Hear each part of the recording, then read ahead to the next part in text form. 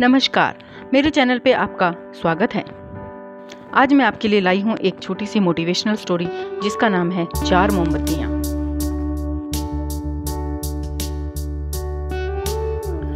रात का समय था। चारों तरफ घनघोर अंधेरा छाया हुआ था। एक शहर के किसी घर से कुछ रोशनी आ रही थी। एक कमरे में उजाला था। वहाँ 4 मोमबत्तियाँ जल रही थी। चारों मोमबत्तियों ने सन्नाटा देखकर आपस में बातें करना शुरू कर दिया।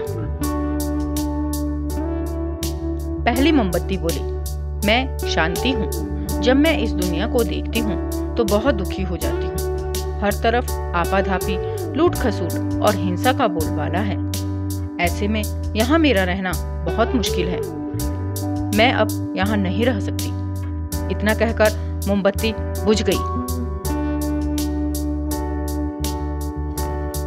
दूसरी मोमबत्ती भी अपने मन की बात बताने लगी। मैं हूँ विश्वास। मुझे लगता है कि झूठ, धोखा, फरेब, बेईमानी मेरा वजूद खत्म करते जा रहे हैं। यह जगह अब मेरे लायक नहीं रही। मैं भी जा रही हूँ। इतना कहकर दूसरी मोमबत्ती भी बुझ गई। 2 मोमबत्तियों के बुझ जाने के बाद तीसरी मोमबत्ती भी दुखी हो गई। वह बोली, मैं प्रेम हूँ। मैं हर किसी के लिए जल सकती हूँ, लेकिन अब किसी के पास मेरे लिए समय नहीं है। स्वार्थ और नफरत का भाव मेरा स्थान लेता जा रहा है। लोगों के मन में अपनों के प्रति भी प्रेम भावना नहीं बची है। अब ये सहना मेरे बस की बात नहीं है। मेरे लिए भी जाना ही ठीक होगा। यह कहकर तीसरी मोमबत्ती भी बुझ गई। तीसरी मोमबत्ती के बुझते ही कमरे में एक बालक ने प्रवेश किया। बुझी हुई मोमबत्तियों को देखकर उसे बहुत दुख हुआ। उसकी आंखों से आंसू बहने लगे। वह दुखी मन से बोला, इस तरह बीच में ही मेरे जीवन में अंधेरा करके कैसे जा सकती हो तुम?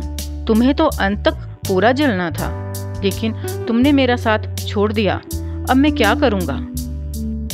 बालक की बात सुनकर चौथी मोमबत्ती बोली, घबराओ नहीं बालक, मैं आशा हूँ और मैं तुम्हारे साथ हूँ।